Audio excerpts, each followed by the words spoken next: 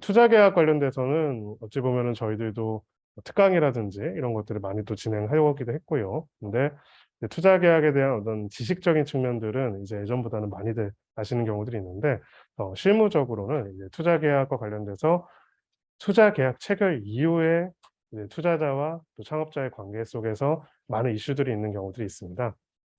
어찌 보면은요, 그러니까 계약 자체를 어떻게 체결하는지를 검토하고 한다는 거는 사실은 계약 체결한 다음에 발생할 수 있는 그런 문제들을 예방하고 그런 문제들을 피하기 위해서 계약에서 검토를 하는 거거든요. 그래서 오늘은 이제 그 내용들 중에서 특히나 투자자와 창업자 사이에서 계약 체결 이후에 여러 가지로 갈등이 생길 수 있거나 문제가 될 수 있는 부분들을 중심으로 투자 계약 부분들을 검토하고요.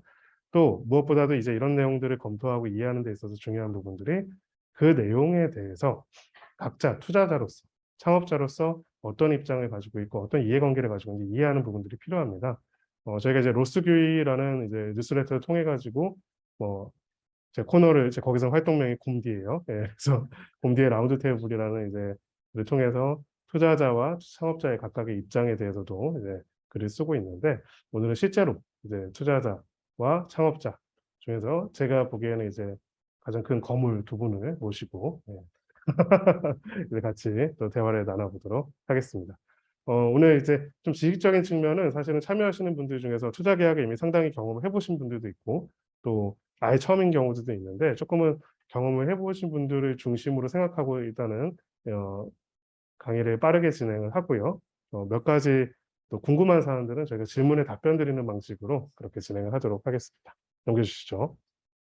네, 일단은 스타트업계 투자 동향과 그 다음에 투자 계약 트렌드, 그리고 네, 두 번째와 세 번째 혹시 같은 내용인 것 같은데요. 투자 계약 작성 시 체크할 내용들에 대한 부분들을 검토해 보겠습니다. 넘어가 주시죠. 어, 간단히 결론부터 말씀드리면 이제 스타트업 투자와 관련된 동향들은 뉴스를 많이 보셔서 알겠지만은 전체적으로 굉장히 돈맥 경화의 상태가 발생을 하고 있습니다. 어찌 보면 돈맥 경화보다 좀 더 원천부터 돈이 말라가는 부분들이 있는 것이죠. 일단은 모태 펀드도 이제 출자 예산을 크게 줄이고 있는 상황이고요. 나아가서는 이 모태 펀드 출자 예산을 줄인 것과도 별개로 민간에서도 이제 자금들을 많이 투자를 안 하고 있습니다. 최근에 이제 한 대기업이 국내 투자를 아예 중단했다라는 얘기들이 있고요. 실제로도 저희들이 실무적으로 보면은 원래 이제 이번 달에 뭐 펀드를 결성하거나 투자 예정이었던 회사들이 갑자기 이제 투자를 중단하거나 펀드 결성이 안 돼가지고 투자가 무산되는 경우가 계속 생기고 있습니다. 넘겨주시죠. 근데 역설적이지만 또 이런 상황에서 소위 말하는 불황형 M&A가 늘어나고 있습니다. 실제로 이제 일부 투자사들은 대놓고 그런 얘기들 한 적이 있어요.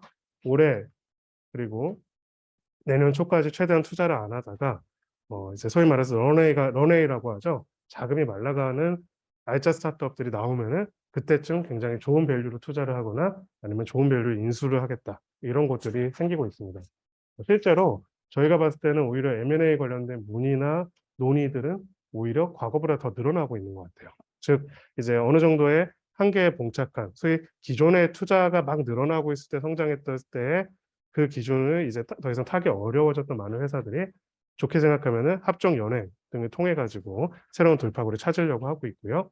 또 한편으로는 이 와중에도 또 투자를 잘 받으면서 성장하는 회사들이 있거든요. 이 회사들 같은 경우에는 바로 그렇게 받은 투자금을 가지고 전략적으로 우리가 키우려고 하는 사업 부분을 하고 있는 좋은 회사들을 인수하는 작업에 적극적으로 뛰어들고 있습니다. 자, 이런 동향들에 대한 부분들을 말씀을 드리면서 오늘 투자 계약에 관한 부분을 시작을 하는데요. 이 동향에 대해서 말씀드리면서 시작하는 가장 큰 이유는 바로 이러한 동향과 경향이 앞으로 만들어낼 변화의 포인트 부분이 여기서를 말씀드리기 위해서입니다.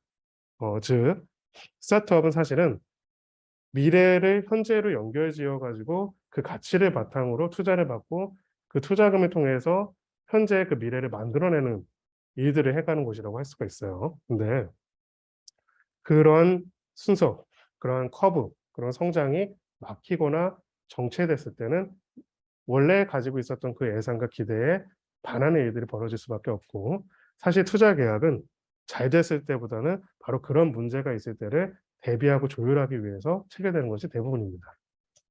특히나 이제 지금과 같은 상황에서는 밸류에이션이라고 할 수 있는 밸류 자체가 굉장히 조정이 될 수밖에 없어요. 가령 올해 뭐 작년에 한 400억, 500억 밸류로 투자받았던 회사들이 올해 말이나 이제 아니면 내년에 그 정도 가치를 인정 못 받을 수도 있죠. 근데 문제는 런웨이라고 하죠. 자금이 이미 말라가는 상황에서는 어떻게든 투자를 받아야 합니다. 그러면 이제 이런 투자사들이 나타나는 거죠. 우리가 당신네가 지난번에 받았던 밸류로 투자할 수는 없지만은 한 150억 혹은 200억 밸류로는 투자할 수 있을 것 같다는 회사들이 등장합니다. 그러면 어떻게 되죠? 그러면 지난 투자사들 입장에서 굉장히 재앙 같은 일이 되는 거죠. 돈을 먼저 넣은 것도 억울한데 심지어는 낮은 밸류로 해야 하니까요.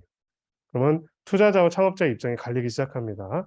투자자로서는 그렇다고 회사가 완전히 문을 닫는 것보다는 돈이라도 좀 받아가지고 연명을 하는 게 낫다라고 생각한 투자자들이 있을 텐데요. 여기서도 막차 탄 투자사들 있죠.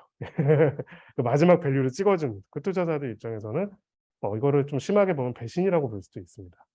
이런 이슈들이 앞으로 많이 발생하는데요. 이런 이슈들에 관한 부분들이 투자 계약에서는 어떻게 조율하고 있는지를 오늘 살펴보려고 합니다. 넘겨주시죠.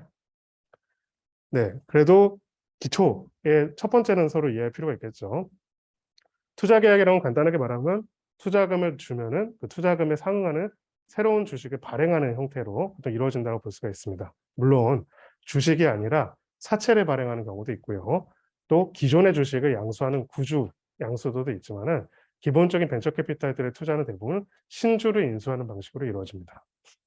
회사에 돈을 넣고요. 그 돈에 대해서 주식을 발행하는 거죠. 보통 주는 뭘까요? 디폴트죠. 특별한 것이 특별히 정해지지 않는다면은 새로운 주식을 발행하면 보통주라고 볼 수가 있습니다. 근데 우리 다음 페이지도 잠깐만 넘겨주실래요? 이제 보통은 상환, 전환, 우선주, 전환, 상환, 우선주라고도 합니다. 이 형태로 이제 투자 계약들이 이루어지는 게 일반적이고요. 뭐 최근에는 상환권을 빼도 되지 않냐라는 얘기들이 많이 있긴 한데 가장 일반적인 벤처 캐피탈의 형태는 상환, 전환, 우선주 형태로 이루어지게 됩니다. 상환, 전환, 우선주 어떤 내용이냐면 간단하게 말하면 상환권과 전환권이 있는 주식이고 우선 주식이다. 이렇게 이해하면 쉽습니다. 이제 보통 주식과 다르게 우선주 같은 경우에는 보통 주주에 비해서 몇 가지 사항에서 더 우선하는 권리들을 부여를 하고요. 보통 벤처 캐피탈들이 쓰는 투자 계약에서는 두 가지 사항에서 우선 사항을 정하고 있습니다. 첫 번째는 배당에 있어서 우선권이고요. 두 번째는 자녀 재산 분배에 있어서의 우선권입니다. 그래서 배당은 이제 다 이해를 어느 정도는 하실 거고 자녀재산 분배는요. 회사가 청산해서 해산할 경우에 남은 재산들을 주주들이 나눠가는데 그거를 좀 우선적으로 보통주보다 배분받을 수 있는 권리죠. 근데 이렇게 좋은 우선주인데 이 우선주를 주주의 선택에 따라서 보통주로 전환할 수 있는 권리를 부여할 수도 있습니다. 그거를 바로 전환권이라고 해요. 그래서 사실은 보통주인데 전환권 있는 보통주 이런 거는 거의 없겠죠. 물론 이제 우선주로 전환할 권리 뭐 설정을 하려면 할 수는 있겠지만은 사실은 그런 경우는 없을 거고요. 이제 우선주를 보통주로 전환할 수 있도록 하는 게 핵심적인 내용으로 전환권에 담고 있는 부분이 있습니다. 왜 이 좋은 우선주를 전환권을 통해서 보통주로 전환할까요? 계약 조항을 보면 되게 복잡한 내용들이 있는데 간단하게 말해서 전환 비율, 전환 가격 때문입니다. 일정한 이벤트가 발생할 경우에는 투자 이후에 그 이벤트를 반영을 해가지고 우선주를 보통주로 전환할 때 1주 1 보통주가 아니라 1주 1.5, 1.7 보통주를 취득할 수 있도록 규정을 함으로써 투자자의 권리를 보호할 수 있는 장치들을 만들어 놓는 거죠. 뭐 이걸 한 단어로 리픽싱이라고 합니다. 이런 것들을 이제 규정을 해놓는 것들이 일반적이고요. 앞에 다시 넘겨주시죠. 대부분의 이제 우리 VC들의 투자 계약서는 전환 상환 우선주, 상환 전환 우선주 계약 형태로 이루어진다면 또 그 외에도 채권 방식, 사채 방식으로 이루어지는 투자들도 있습니다. 하지만 이제 거의 대부분의 그 VC들은 이 신주 인수 방식으로 이루어지는 반면에 이제 상장 회사 같은 것들이 자기 자본, 자기 돈으로 투자하는 경우에는 소위 말하는 CB 전환 사채 방식으로 투자하는 경우들도 많이 있어요. 전환 사채는 기본적으로 사채, 그 회사에서 발행한 채권을 인수하는 것이고요. 다만 그 채권자는 소위 말해서 이거를 주식으로 전환할 수 있는 권리를 보유하는 형태를 가진 경우들이 있습니다. 그래서 저희가 어떤 그룹, 어떤 대기업, 계열사, 회사가 우리 회사에 투자를 한다, 자기 자본으로 한다라고 했을 때는 CB 형태로 하는 경우, 전환사채로 하는 경우가 많이 있어요.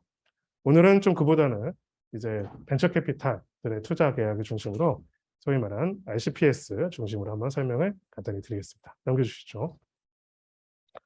네, 투자 계약의 요소가 참 많아요. 사실 저희 이제 벤처캐피탈 연수원에서도 VC 대상으로 그 교육을 하고 있는데 거기서는 막 3시간 반씩 하거든요. 그래서 이거 하나하나씩 합니다. 천천히. 예. 조명이 너무 세서 2시간 정도 지나면 이제 정신이 정신장난이 와요. 예. 제발 이제 좀 대면 교육으로 바뀌었으면 좋겠어요. 협회에서 들으지 않으시겠죠? 어쨌든. 근데 이제 굉장히 많은 사안이 있는데 저도 이제 법학 강의를 많이 들어봤지만 이제 법률 강의가 15분이 넘어가면은 머리에 이산화탄소 수치가 높아지거든요. 그리고 하나하나 다 아는 것보다는 이유를 아는 게 더 중요합니다. 이 많은 사항 중에서 제가 말씀드리고 싶은 거는 절반 정도는 사실 원래 투자 계약에는 안 들어가도 되는 내용이다 라고 볼 수 있습니다. 여러분들 주주간 계약이라는 거 들어보신 적 있을 거예요. 소위 말하는 주식회사의 주주들이 서로 간의 권리 의무를 정하기 위해서 체결하는 것을 주주간 계약이라고 하는데요. 주주간 계약에서는 주주들의 권리 의무를 규율하면서 언제까지는 이 회사 주식 팔면 안 돼. 그리고 너 거 팔 때 내 것도 같이 팔아줘야 돼. 너 팔 거면은 그 가격에 내가 살게. 이런 것들을 막 정해놓습니다. 투자 계약의 내용을 보면은 그런 내용들이 소위 말하는 우선 매수권, 동반 매도 청구권 이런 내용들로 규정이 되고 있고요. 또 일정한 경영적인 사항에 대해서는 주주의 동의를 받아야 한다. 투자자의 동의를 받아야 한다는 경영상 동의권 같은 조항들을 넣어놓기도 합니다. 사실은 투자 계약은 돈을 넣고 어떤 주식을 발행받는 것이 본질이기 때문에 여기서는 주식의 종류, 전환권, 상환권 이런 내용들만 사실 규정을 하고 지분에 관한 내용만 규정을 해도 충분하다고도 볼 수가 있어요. 그럼에도 불구하고 우리 투자 계약에서는 절반 이상의 내용들이 사실은 다른 내용들이 정해져 있고요. 그 내용의 핵심은 주주들 간의 권리 의무 관계를 규율하는 것이다 라고 볼 수가 있습니다. 과거에는 이제 투자 계약서랑 주주간 계약서를 별도로 체결하기도 했었어요. 근데 최근에는 이제 하나의 투자 계약서에 다 담고 있고요.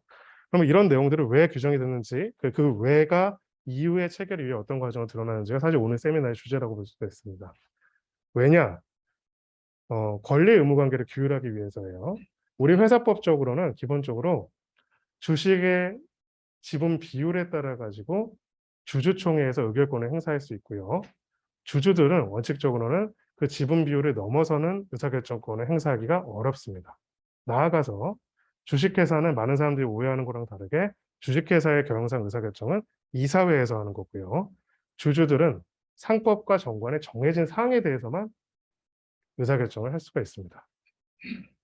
자, 근데 투자사 입장에서는 이 부분이 불리할 수가 있죠.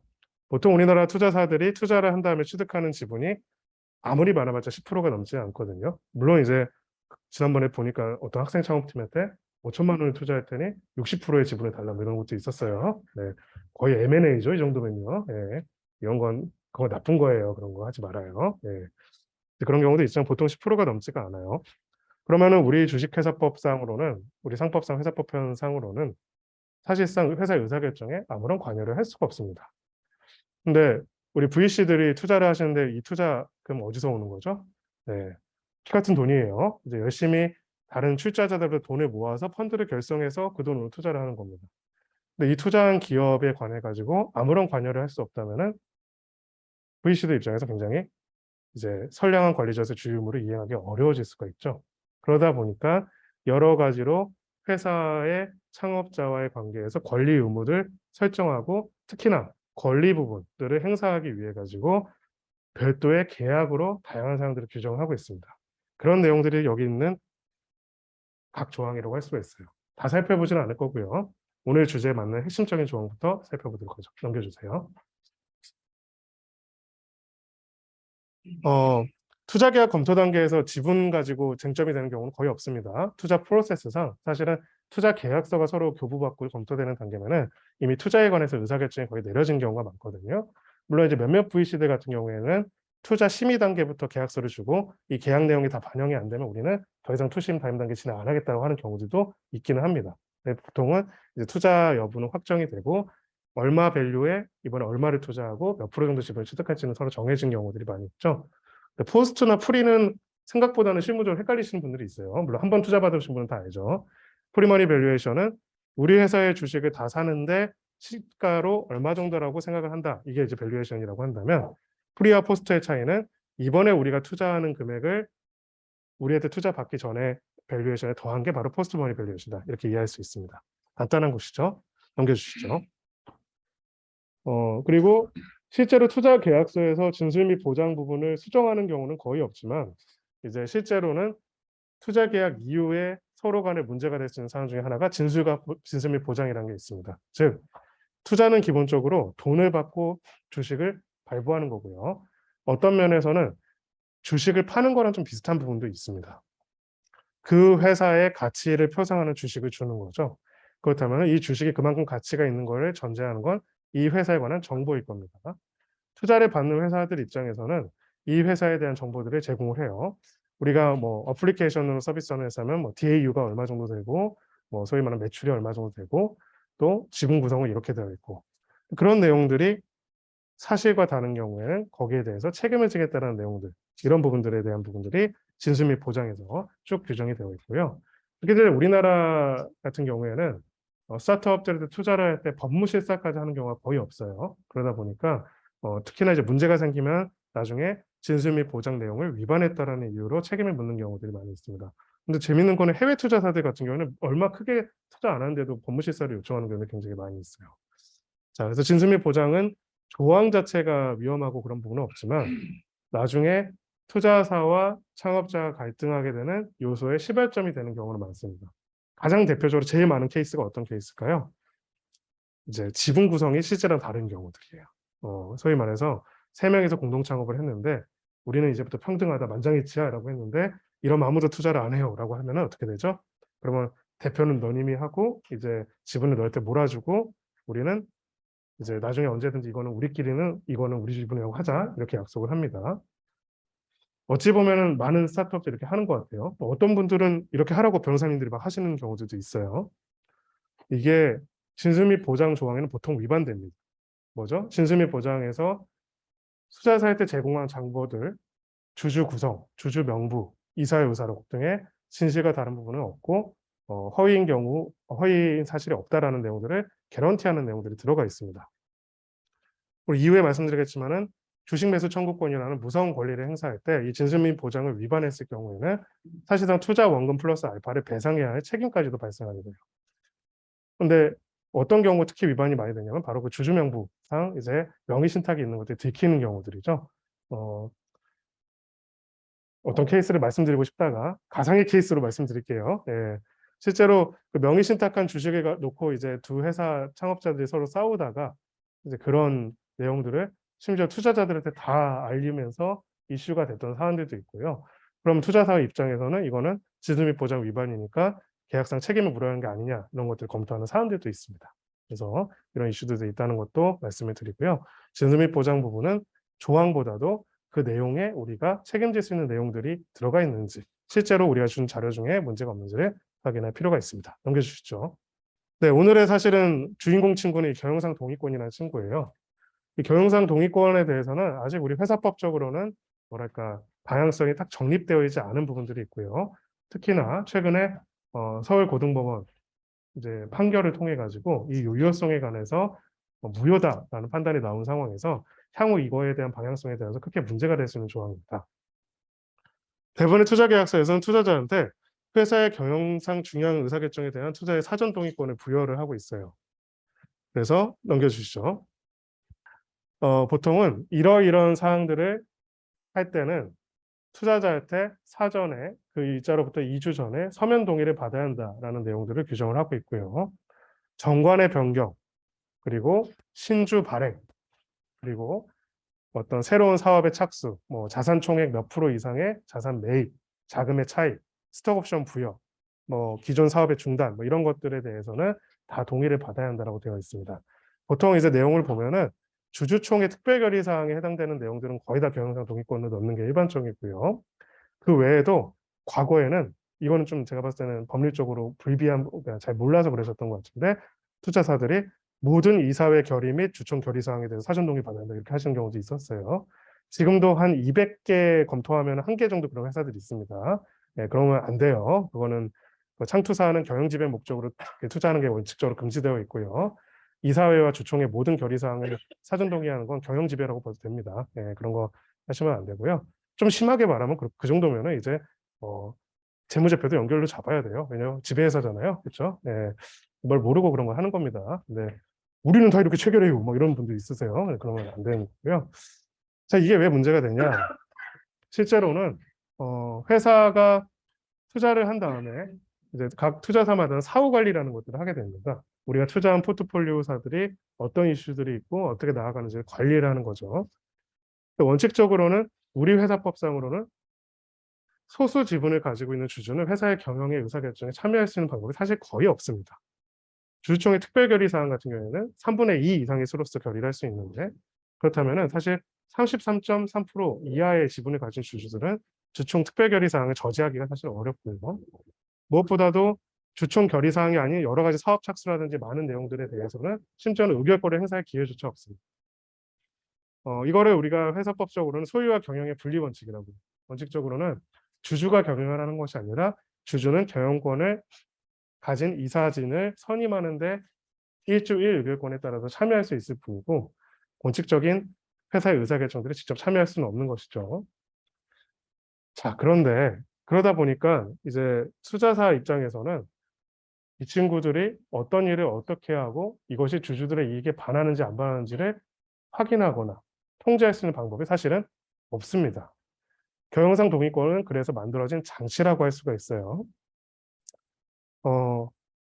훨씬 먼 옛날에 한 20년, 25년 전쯤에 이제 소위 말하는 그 벤처 버블이었던 시절이 있다라고 합니다. 그때는 테헤란로에서 떨어지는 건 다 돈이라고 했던 그런 시절이 있었대요. IT만 붙이면 무조건 투자받았던. 그때 한창 활약하셨던 분들 말씀으로는 이제 그때 투자 계약서는 한두 페이지였다 이렇게 얘기를 합니다. 쿨하게 이제 주식 뭐만 얘기를 하고, 뭐 좀 심하게 과장할 말이지만 그래서 투자금이 입금되면 다음날 대표님들이 이제 포르쉐를 뽑고 그랬다는 얘기들이 있어요. 다 그렇지는 않겠죠. 그 버블이 꺼진 다음에 이제 문제가 어떻게 되는지 실사를 하고 해보니까 결국은 그 회사의 경영상 과정에 대한 아무런 통제를 만들어놓지 못했다라는 반성이 있었고요. 그래서 이거 한 절반 이상 국가 자금, 또 여러 가지 출자자들의 자금을 모아서 투자하는데 이거에 대한 사후 관리를 제대로 하려면 결국은 통제권이 있어야 한다. 근데 우리 회사법적으로는 없으니까 그거 계약으로 만들어 놓자 해서 나온 게 동의권 조항이라고 할 수가 있습니다. 이 동의권 조항은 사실은 투자 계약이라기보다는 주주 간 계약의 성격을 가지는 내용이라고 볼 수가 있죠. 자, 근데 이게 왜 실무적으로 문제가 될까요? 보통 이제 우리나라랑 예를 들어서 아르헨티나 사이에는 아무 문제가 없잖아요. 근데 보통 문제가 있는 나라들은 어떤 나라들이죠? 가까이 있는 나라들이에요. 서로 마주칠 일이 있으면 주로 갈등들이 발생을 합니다. 동의권 조항은 사실은 투자자와 창업자가 이후에도 계속 만나고 마주치게 되는 하나의 근거 조항이라고 볼 수가 있어요. 물론 주주총회나 주주간담회 등을 통해서 소통하는 것들도 있지만은 기본적으로 이런 의사결정들을 할 때 사전에 허락을 받아야 한다는 내용이 되기 때문에 그 부분에 있어 가지고는 투자자와 창업자 소통을 하게 되고요. 이 소통 과정에서의 이견 혹은 이 소통 과정에서의 톤 앤 매너에 대한 불만들이 누적이 돼서 전국적으로는 창업자와 투자자가 크게 이제 사이가 벌어지고 심지어는 소송까지 가는 경우들이 많이 있습니다. 근데 이 조항의 유효성에 대해서는 또 많은 이슈들이 제기되고 있어요. 실무적으로 동의권 조항과 관련해서 가장 많이 이견이 발생하는 케이스들은 세 가지 정도가 있는데요. 일상적인 경우에 많이 발생하는 것은 스톡옵션 부여와 관련된 부분들이 있습니다. 특히나 스톡옵션의 행사가액 같은 경우죠. 스톡옵션의 행사가액 관련돼서 대부분 투자사들은 적어도 내가 들어간 밸류보다는 높은 금액으로 행사가액을 정해야 한다고 생각을 해요. 창업자들은요, 그렇게 해서는 메리트가 별로 없기 때문에 행사가액을 또 낮추고 싶어 하죠. 이런 이견이 있는 경우 일상적으로 많이 있고요. 또 지금과 같은 상황에서는 뭐가 있을까요? 신주 발행과 관련돼서 갈등이 많이 있을 수 있습니다. 즉, 우리가 이번에 이 밸류로라도 투자를 유치를 해야 하는데 투자사 입장에서 이걸 받아들일 수가 없는 거죠. 한 투자사만 그런가요? 생각보다는 여러 투자사들이 서로 이견이 있는 경우도 많습니다. 그래서 이 동의권 조항은 사실은 투자자와 창업자뿐만 아니라 투자자와 투자자 상호 간에도 많은 갈등들이 유발하는 경우가 있어요. 즉 10개 정도 투자사가 있을 때 9개 투자사는 이 정도 밸류라도 투자 받고 회사를 존속시키는 게 좋겠다 동의를 하는데, 막차 탄 한 투자사는 이러면은 우리는 용납할 수 없다. 그런데도 강행하면 어떻게 되죠? 넘겨주세요. 뒤에 있는 이 빨간 친구가 나오는 거예요. 뉴클리어 웨폰 디텍티드라고 하죠. 주식매수 청구권을 행사한다라고 합니다. 주식매수 청구권은 창업자 입장에서는 가장 무서운 조항이고요. 저는 실무적으로는 이제 투자계의 핵무기라고 생각을 합니다. 한마디로 투자금을 회수하기 위한 수단으로서 사용되는 조항이라고 할 수가 있어요. 이름은 되게 정중합니다. 이제 투자자가 이런 사유가 발생했을 경우에 내 주식을 다시 사가줘라고 할 수 있는 권리가 이제 주식매수 청구권이고요. 영어로는 풋옵션이라고 해요. 이럴 경우에 어떤 일이 발생할까요? 사기 싫은데라고 하면 될 것 같은데 계약에는 그렇게 안 정해놓습니다. 사가줘 그러면은 그 날로부터 매매 계약이 체결된 걸로 간주합니다. 간주하고 나서 매매 계약이 체결되면 매수인은 뭘 줘야죠? 돈을 줘야죠. 매매 대금을요. 사실상 투자금과 원금과 플러스 알파를 이제 지급하도록 강제하는 조항이 바로 풋옵션 조항이라고 할 수가 있습니다. 그래서 이제 주식 매수 청구권 같은 경우에는 사실은 투자사 입장에서는 창업자가 더 이상 계약을 이행하지 않고 이제 극도로 투자자의 이익을 침해했을 경우에 행사할 수 있는 마지막 수단이라고 볼 수가 있고요. 창업자 입장에서는 이제 투자금과 플러스 고리에 연복리 보통 15%면 최소한 이 정도 되거든요. 그 금액을 지급해야 하는 재앙 같은 일이 되는 경우도 있습니다. 넘겨주시죠. 보통 이제 이런저런 투자계약상 의무를 위반한 경우에 이제 아까 말한 진술민 보장 조항이라든지 경영상 동의권 관련 조항들 위반했을 경우에 이런 주식 매수 청구권을 행사할 수 있도록 정하고 있고요. 실무적으로는 회사 또는 이해관계인에게 이걸 청구할 수 있도록 정하고 있습니다. 회사라는 건 투자를 받은 회사고요. 이해관계인은요, 회사의 투자계약상 의사를 결정할 수 있는 권한과 책임이 있는 사람, 보통 창업자 대주주를 의미를 합니다. 근데 이 풋옵션은 실질적으로 실무적으로는 회사보다는 창업자 개인에게 영향을 미치는 경우들이 더 많아요. 왜 그렇죠? 사실은 풋옵션을 행사할 만큼 갈등이 생기고 풋옵션을 행사할 만큼 회사가 좀 여러 가지로 어려움에 처해 있는 상황인 경우에는 회사에 돈이 없습니다. 회사에 청구해도 회사는 어차피 지급할 수가 없어요. 두 번째로 우리 회사법적으로는 자사주 취득이 제한되는 부분이 있어요. 배당 가능 이익이 전혀 없는 상태에서 자사주 취득을 할 수도 없습니다. 이건 결국 뭐 하는 건가요? 사실상 투자금에 대해서 창업자한테 연대 책임을 주도록 하는 조항이라고 할 수가 있어요. 그러다 보니까 굉장히 이제 강력한 조항이 되는 거고요. 그래서 이제 실무적으로는 사소한 계약의 위반이 있거나 회사가 좀 어려워졌다는 이유만으로 바로 주식 매수 청구권을 행사하는 경우는 별로 없습니다. 근데 그런 회사도 있는데요 라고 하면 뭐라고 하죠? 우리가 그런 회사를 위해서 두 글자로 불러요. 빌런이라고. 그럼 이제 정말 배드보이라고 할 수가 있는데 그런 경우도 있죠. 핵무기 가지고 있다고 막 다 쏘는 데가 있으면 이상해지는 거잖아요. 실무적으로는 잘 안 쓰고 저희가 봤을 때는 정말 투자자와 창업자의 갈등이 극대화됐을 때 마지막 수단으로서 쓰여지는 것들이 일반적이긴 합니다. 그다음에 이제 이 부분과 관련돼서도 그럼 어떻게 극대화되고 왜 생기는지를 오늘 또 다룰 필요가 있겠죠. 오늘의 주인공 친구는 바로 이 경영상 동의권과 주식 매수 청구권이 두 친구가 되는 거예요. 근데 여기와 관련돼서는 최근에 큰 변화로 볼 수 있는 하나의 발표가 있었습니다. 중소벤처기업부에서는 이번 8월 16일에 이제 보도자료를 내면서 벤처투자법 시행령을 개정할 거고 개정안을 제시를 하면서 시행한다는 것을 예고하면서 이제 중소벤처기업부 고시로서 이해관계인의 연대 책임에 대해서는 원칙적으로 금지하고 고의 또는 중과실이 있는 경우에만 책임을 지도록 하는 것을 법제화하겠다라고 이야기를 했습니다. 원래는 이제 작년 12월 달에 벤처투자법 시행령 개정안에 입법 예고되면서 시행령에 들어가기로 했던 내용이거든요. 시행령에 안 넣으면서 보도자료는 거의 대문짝만하게 넣었어요. 이제 우리 이거 한다. 네, 좀 재밌습니다. 그래서 그거를 중소벤처기업부 고시로 위임해가지고 그런 내용들을 넣겠다고 했고요. 모태펀드가 출자한 펀드 같은 경우에는 2018년도부터 이제 모태펀드 표준규약에 이미 그 내용이 들어갔었습니다. 그래서 투자계약상 책임에 대해서 이해관계인이 연대 책임을 묻도록 정하면 안 된다. 아예 그 펀드 규약에 넣었고요. 다만 고의 또는 중대한 과실이 있는 경우에는 그로 인한 부분들의 책임을 지는 것은 괜찮다라고 했습니다. 그래서 이거는 이제 하나의 표준이 될 거라고 볼 수가 있고요.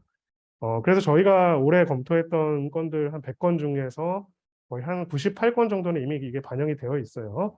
근데 이제 2건에서 3건 정도는 난 그런 거 모른다 하면서 이제 그냥 옛날처럼 넣으시는 경우도 있습니다. 이런 부분들 이제 변화가 있는 상황이다고 볼 수가 있고요. 그래서 창업자 입장에서는 투자를 받을 때 혹시 이런 변화들이 투자계약서에 반영이 되는지 검토를 해볼 필요가 있고요. 주식 매수 청구권 조항에서는 이해관계인의 책임이 고의 중과실로 제한되는 게 있는데 나머지 위약벌이나 다른 조항에서는 그런 내용이 없으면 그런 부분들도 확인해서 새롭게 부과할 필요가 있는 상황입니다. 넘겨주시죠. 상환권은 사라져가는 조항이지만 간단하게만 설명을 드리면 전환상환 우선주인데 그래서 상환권 얘기도 안 하면 좀 그렇잖아요. 상환권은 내 주식을 대신에 주식에 원래 놨던 주금을 상당액을 돌려받고 주식을 소각할 수 있는 권리, 이게 상환권입니다. 그래서 사실은 이 상환권 조항은 그 실효성과는 별개로 창업자들한테 되게 무섭게 보이는 조항이에요.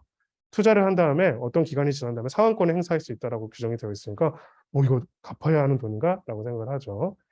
결론부터 말씀드리면 우리 회사법상으로는 상환권이 있는 주식을 발행할 수 있고 이런 경우에는 상환권을 행사할 경우에 상환권을 행사할 수 있도록 정해져 있는데 이 상환권 행사의 경우에는 배당 가능한 이익 범위 내로 이제 상환 의무가 있다 이렇게 정하고 있습니다.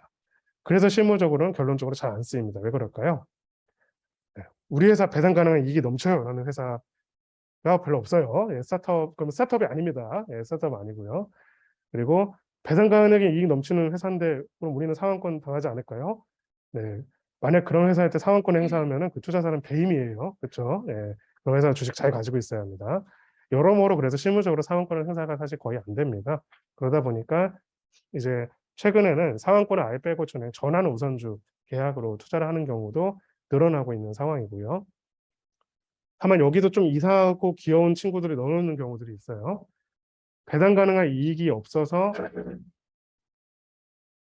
배당 가능한 이익이 있길 바라고요. 배당 가능한 이익이 없어서 상환 의무를 이행하지 못할 경우에는 이해관계인이 그 상환권에 행사했을 때 받을 돈 상당액을 연대하여 지급해야 한다. 뭐 이런 것들을 이쁘게 넣어놓는 경우들이 있어요. 이런 것들은 아까 같은 조항의 취지에 반하기 때문에 규정의 취지에 반하기 때문에 수정할 필요가 있다. 거 말씀을 드립니다. 넘겨주시죠. 보통 이제 우선주를 보통주로 전환을 하는 거고 우선주를 보통주로 전환할 때 그 취득할 수 있는 보통주의 주식수는 디폴트는 1주가 1주입니다. 1주당 1주로 교환하는데요. 몇 가지 공식에 따라 가지고 이 부분에 있어 더 많은 주식을 보통주로 전환할 수 있도록 하는 규정들을 두고 있습니다. 가장 대표적으로는 투자 받은 다음에 투자 받은 주당 가액보다 저가로 이제 신주를 발행하거나 이랬을 경우들 이런 경우들을 대표적인 케이스로 들고 있고요. 실제로 이제 리피싱을 통해 가지고 이제 투자자들은 자신들이 투자한 이후에 발생하는 여러 가지 이슈들에 손실될 수 있는 부분들을 대응할 수 있는 그런 내용들을 담아두고 있습니다. 최근에는 리픽싱을 굉장히 창의적인 방법으로 쓰시는 경우도 봤어요. 소위 밸류가 서로 매칭이 안 될 때 그러면 오케이 그러면은 이제 거기서 제시하고 있는 DAU나 올해 예정 매출액이 A라고 1,000억이라고 한다면은 1,000억이 스타트업은 아닐 것 같네요. 어쨌든요. 1,000억이라고 한다면은 그걸 전제로 밸류를 이만큼 본다면은 대신에 그 밸류를 전제로 하는 피규어를 달성 못했을 경우에는 이거를 더 불리하게 리피싱할 수 있는 조항을 넣자 이렇게 해가지고 조율하는 경우도 많지는 않지만 늘어나고 있습니다. 네, 이제 모태펀드 표준규약에서는 요즘에 이제 이렇게 5항과 같이 이제 이해관계인의 연대 책임을 요구하는 것들을 명시적으로 금지하고 있고요. 이거는 18년도부터 모태펀드가 출자한 펀드의 투자 계약에서는 다 지켜져 왔다라고 볼 수 있는 내용들입니다. 다만 이제 법제화하겠다는 건 뭘까요? 이제 모태펀드 출자한 투자 말고도 벤처 투자 조합 전반에 있어가지고 투자 계약에서 이러한 조항들을 두겠다라고 하는 취지로 그런 것들이 연대 책임을 금지하고 고의 중과실이 있는 경우로 제한하겠다는 취지로 볼 수가 있습니다. 넘겨주시죠. 네, 오늘 이제 주제라고 할 수 있는 내용인데요. 저희가 지금 몇 분 정도 지났죠? 37분이요. 아, 그렇군요. 7분 지났습니다. 그래서 3분 안에 간단하게 마무리해 볼게요. 네, 넘겨주시죠. 네, 이게 2021년 10월 28일 이제 서울고등법원에서 판결을 선고했던 사안입니다. 아까 우리가 투자사의 경영상 동의권에 대해서 이야기를 나눴어요. 즉, 이런 거 할 때 투자사의 사전 동의를 받아야 한다. 이렇게 규정을 한 건데요. 문제는 이거 위반하는 경우 되게 많습니다. 고의로 위반하는 경우도 많지만 몰라서 위반하는 경우도 많아요. 제가 눈 씻고 찾아봐도 투자사들한테 2주 전에 사전 서면 동의 꼬박꼬박 받는 창업자들 많이 못 봤습니다. 솔직히. 네, 맨날 어떻게 하죠? 카톡으로 퀵하게 내일까지 동의해 주세요. 이렇게 하잖아요. 그렇죠? 네, 화가 나는 거예요. 이렇게 되면. 작은 이제 지금 우리 심사위원이 지금 빵 터지셨는데 이제 거의 매번 그럽니다. 2주 전 같은 거는 그냥 서로 사문화된 조항이죠. 그러다가 이제 소위 앞에 은행 이름 들어간 투자사들 만나면은 이제 소위 말하는 폭력 사태가 벌어집니다. 왜 그렇죠? 이제 거기 김 대리님, 이 과장님들한테 이제 퀵하게 내일까지 동의해 주세요 그러면은 막 이제 한 1시간 동안 혼나요. 왜 그렇죠? 김 대리님이 그 동의를 못 해주거든요. 예, 이 부장님한테 최 상무님한테 다 보고받아서 결제해서 동의 여부를 결정을 해야 하는데 내일까지 동의해달라고 하니까 이제 화가 나는 거죠. 실제로 그런 문화적 차이도 많이 있습니다. 어, 이렇게 놓치거나 뭐 기간을 못 맞추거나 이런 경우들도 있는데 좀 그보다 더 넘어서서는 우리 회사 입장에서 이번에 이 결정을 안 하면은 회사의 존속이 어려울 정도로 힘든 사안인데 투자사가 동의를 안 해가지고 갈등이 빚는 경우가 굉장히 많습니다. 가장 대부분이 대표적인 것들이 바로 M&A, 매각할 때 이 정도 가액으로 매각하는 것을 동의 안 해주는 경우도 있고요. 또 하나, 신주 투자를 받을 때 밸류를 낮춰서 받는 것들에 대해 가지고도 그런 경우들이 있습니다. 밸류를 높여서 받는 경우는요, 저 그것도 갈등하는 경우 봤어요. 네, 되게 그 이례적인 사안이었어요. 밸류를 한 이번에 훨씬 더 몇백억 밸류 높여가지고 받는데 기존 투자사가 반대를 하는 겁니다. 왜 그러냐고 하니까 이제 이번에 우리가 들어오려고 하는데 이번 라운드 우리 또 들어오고 싶은데 좀 높다. 그러니까 낮춰라. 라고 하면서 다른 투자사 신주 발행을 거절하는 그런 아름다운 일이 있었어요. 네, 유명한 투자사인데 실제로 이제 너무 이거 다 얘기를 하면 그렇죠. 예. 거기는 저희 의뢰인이 아니니까 예. 변호사법 잠깐 검토 좀 해볼게요. 네, 괜찮을 것 같아요. 예, 그래서 어쨌든 그렇게 그런 경우에 특히 이제 많이 갈등이 빚게 되는데요. 아마 이 경우도 그랬던 것 같습니다. 처음에 이제 투자를 받고 투자를 받으면서 앞으로 너희들 신주 발행할 때 우리한테 사전 동의 받아야 돼라고 했는데요. 거기에 정면으로 반해서 서면 동의 없이 신주를 발행했습니다. 여기는 이렇게 담백하게 서면 동의 없이 신주 발행했다만 나와 있죠. 이 전에 엄청 싸웠을 거예요. 네, 엄청 싸웠고 이제 우린 묻고 더블로 가 이렇게 하면서 그냥 갔던 거예요. 그러니까 어떻게 했죠? 투자사는 이제 투자금 20억 원, 위약벌 20억 원 이렇게 설정이 되어 있어요. 투자계약서에 위약벌 100%로 되어 있습니다. 총 40억 원 플러스 알파를 청구했던 그런 사건이었습니다. 네, 1심 넘겨볼까요? 1심은 아주 심플하게 판단을 했어요. 사실 1심 판결문 굉장히 짧습니다. 계약상 사전에 서면 동의를 받아야 한다고 했고 동의를 안 받았네. 그러니까 그러면 주식매수 청구권 행사할 수 있고 그러면 투자 원금 플러스 위약부 지급해야 돼. 끝. 아주 간단합니다. 피고가 뭐라고 하니까 거기에도 이렇게 아주 짧게 답변했어요. 근데 이거 혹시 우리 회사법에서 정하고 있는 1조 1의결권 원칙과 소유와 경영 분리 원칙에 반하는 거 아니에요? 라고 하니까 아주 짧게만 검토를 해서 투자자의 투자계약서 사전동의권 약정은 피고 이사회의 주요 권한을 특정 주주의 원고에게 부여한 것으로 보기 어려우며 소유와 경영 분리는 주식회사 기본 원리에 반한다고 볼 수 없다. 이렇게 이야기를 했습니다. 즉 소위 말해서 계약으로서는 유효하다는 거예요. 이걸 조금 다시 바꿔 말하면 이거만 거의 1심 판결문에 써 있긴 했는데 동의를 안 받고 신주를 발행한 회사법적인 행위 이 신주 발행 자체는 유효합니다. 회사법적으로. 여기에서는 이견이 없어요. 다만 이거 위반했으니까 계약상 너에 대해서 책임을 묻는 것은 그거는 너희들끼리 또 정리할 문제가 아니라고 판단한 거죠. 1심 판결은요. 그래서 그 계약 조항까지는 무효로 보지 않는다. 왜냐? 너가 약속했고 너가 위반했으니까. 그리고 결과적으로는 신주 발행 자체가 무효가 된 게 아니라 이 계약상 서로 간의 권리의무만 남는 부분이기 때문에 그것까지 우리가 무효라고 판단할 수는 없다라고 판단한 것이죠. 사실은 이런 견해, 이런 판단에 대해 가지고는 크게 이견이 없었습니다. 당시 이제 투자 계약을 체결한 투자사들 상호간에는요.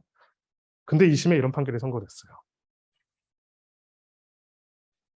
사실은 이 법률 판례 강의 중에서는 이런 거 말고 이제 형사 이런 것들이 더 좋아하시거든요. 이제 굉장히 그런 자극적인 이런 것인데 지금 투자사분들의 되게 자극적인 판결이기 때문에 도움이 될 거라고 생각합니다.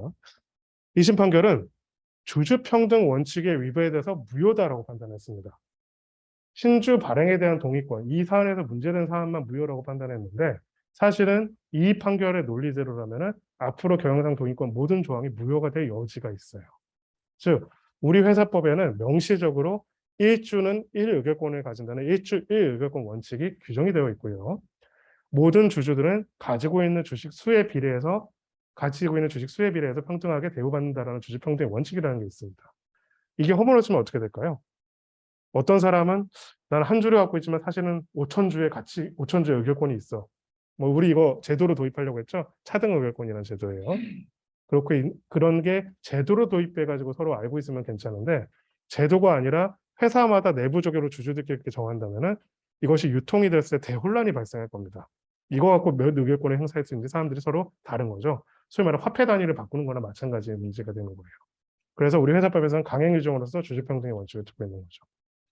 2심 판결은 이번에 이 계약을 체결한 거는 사실상 당사자 간의 계약의 문제뿐만 아니라 현실적으로는 이런 형태로 의사결정을 하지 않으면 안 되도록 강제하는 거나 다름없는 내용으로 조항이 구성되어 있기 때문에 이거는 실질적으로 1조 1 의결권을 위반해서 특정 주주한테 황제 주주처럼 절대적인 권한을 부여한 것이라고 판단했어요. 그래서 회사법에 반한다는 이유로 무효라고 판단했습니다. 네, 그래서 작년에 선고된 판결 중에서는 가장 제가 봤을 때는 고등법원 판결이지만 화제가 됐던 판결이라고 생각하고요. 지금은 이제 상고를 해서 대법원에서 심리를 계속하고 있는 상황입니다. 그래서 대법원에서의 판단에 따라서는 무효 판단이 확정될 수도 있어요. 우리가 상고를 했을 때 소위 상고심에서 원심을 파기하는 이제 확률이 통상적으로는 한 3% 이하로 보거든요. 물론 이제 1심과 2심이 결론이 다른 경우는 조금 더 그보다 높아지긴 합니다. 그렇기 때문에 확률적으로 좀 더 높게 보고 있고 사실 상법적인 관점만 보면은 이 말이 조금 더 맞는 부분이 있어요. 근데 결론적으로는 이제 투자사들 입장에서는 또 창업자들 입장에서는 앞으로 이거에 대한 결론에 따라 가지고 이 부분들을 서로 어떻게 조율할 것인지에 대한 과제가 던져졌다고 볼 수가 있죠. 넘겨주시죠. 2심 판결은 굉장히 자세하게 되어 있는데 여기에 대해서는 이제 투자사 쪽에서 강하게 주장을 한 부분이 있습니다. 계약 자유의 원칙 플러스 투자사의 권리 보호에 의해서 필요하다는 것이죠. 만약에 투자사가 주주평등 원칙을 원론적으로 적용해 가지고 있는 주식 수에 따른 의결권만 행사한다면 사실상 할 수 있는 이들이 거의 없고 사후 관리가 안 되고 그러면은 그런 경우에 투자를 하는 것들이 굉장히 꺼려질 것이다. 더 나아가서 투자가 위축될 수 있다라는 이야기를 했습니다. 그런 부분들에 대해서도 판단을 했지만은 기본적으로는 주주평등의 원칙이나 회사법적인 원칙에 반하는 것을 용인할 수 없다는 것이고요. 여기서는 2심 판결에서는 직접 다뤄지진 않았는데 지금 우리 투자계약서에 있는 조항 중에서는 이 계약자의 원칙을 좀 넘어서서 이제 반론을 제기할 수 있는 또 다른 조항도 있습니다. 우리 투자계약서 내용을 보면은요, 이제 보통 한 30조쯤에서 이런 내용이 들어 있어요. 투자사는 이 해당 주식을 언제든지 자유롭게 매각할 수 있고, 그럴 경우에 이 투자계약상 권리 의무 일체가 매수인한테 승계되고, 매수인이 이 투자계약상 모든 권리 의무를 승계하는 것을 창업자는 수인해야 한다, 인정해야 한다 이런 조항이 들어가 있어요. 이 조항이 사실은 이 계약 자유의 원칙이라는 기존의 원고 조항을 방어하는 혹은 반대하는 하나의 근거가 될 수 있다라고 생각합니다. 즉 지금 그 투자사 포인트에서 이 주장을 하는 이것이 유효한 조항이라고 하는 가장 큰 취지는 이건 당사자들 간의 계약으로서 약속하고 의무를 정한 것일 뿐이지 이런 형태의 주식을 창설한 게 아니다라는 거죠. 그러니까 이거는 이 계약 당사자만 서로 간의 권리 의무를 하는 거라는 게 핵심이거든요. 우리 투자계약서에서는 대부분 마지막 단에 그렇게 되어 있어요. 이 주식을 인수한 사람들도 똑같은 투자계약상 권리를 가지게 된다는 거죠. 이건 어떻게 볼 수 있을까요? 이런 형태의 동의권까지 포함되어 있는 형태의 주식이 유통이 되는 거라고도 볼 수가 있는 거예요. 그러면 이걸 단순하게 당사자 간의 계약이 아니라 상법이 정하지 않은 하나의 주식 형태를 만들어낸 것이다 라고 볼 여지도 있습니다. 대법원에서 그 정도 논의가 될지는 봐야겠지만요. 그래서 앞으로 이런 변화들이 예고가 되어 있고요. 오늘 낭만적 투자와 그 외 일상에서는 여기에 관한 법리적인, 상법적인 얘기보다는 이렇게 투자사의 사전 동의권 관련해서 법률적으로 이런 변동을 앞둔 상황에서 실제로 이 동의권 조항 때문에 투자사는 창업자는 어떻게 이해하고 어떻게 부딪히는지 그리고 법으로 소송까지 가기 전에 이런 부분들을 해결하고 정리하는데 어떤 것들이 필요한지에 대한 부분들을 이제 창업자 그리고 이제 투자사 분들과 함께 이야기를 나누고자 합니다. 그러면 일단 인트로는 이 정도로 마무리하고요. 한 5분 정도 쉬었다가 다시 시작하도록 하겠습니다. 감사합니다.